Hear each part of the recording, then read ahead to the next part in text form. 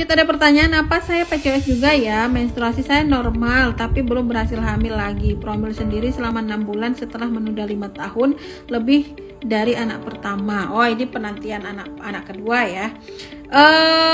Untuk mengatakan maksudnya untuk mendefinisikan PCOS itu selalu minimal ada data medis 2 hal.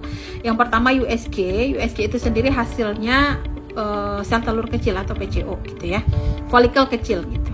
Kemudian yang kedua, minimal itu hasil tes hormonnya, hormon testosteron terutama, itu lebih dari nilai rujukan, artinya abnormal atau hiperandrogen ya, hipertestosteron. Testosteron itu bagian dari androgen juga. Jadi hiperandrogen. Nah, itu aja sudah memberikan makna bahwa teman-teman itu PCOS. Gitu ya. Nah, nanti perkara menstruasinya mau siklus panjang, mau siklus normal tapi menstruasinya berkepanjangan, siklusnya lebih cepat, itu udah gejala yang berikutnya. Dan karena memang menstruasinya serandom itu untuk PCOS gitu ya. Jadi minimal kalau mau menyebut teman-teman itu PCOS minimal ada 2 data itu. Dan kalau mau mendiagnosa sebetulnya harus dokter ya, teman-teman tidak boleh self diagnosa itu. Kemudian yang lebih akurat lagi, karena yang paling umum itu PCOS resistensi insulin ya, jadi harus ada data resistensi insulin.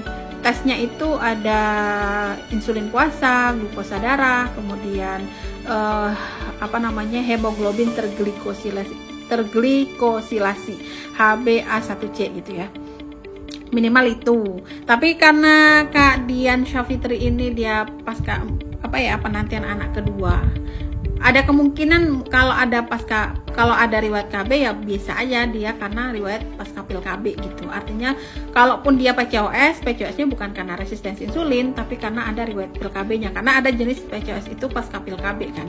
Jadi setelah teman-teman itu berhenti dari KB sementara, nah itu punya efek kekacauan sementara. Ketika terjadi kekacauan sementara itulah efek KB itu bisa menaikkan androgen sementara. Ingat ya, sementara, jadi dia bisa turun normal atau bisa berkelanjutan lama gitu. Nah gitu ya, jadi belum tentu PCOS jawabannya, belum tentu PCOS, apalagi belum medical check up ya. Gak bisa self diagnosa atau hanya sekedar mencocokkan gejala itu kita cocokkan ya, pada akhirnya kita harus validasi dulu kalau mau sekedar betul-betul mengetahui kita ini PCOS atau enggak gitu ya. Nggak boleh self diagnosa guys, walaupun gejalanya sudah semirip mungkin gitu ya.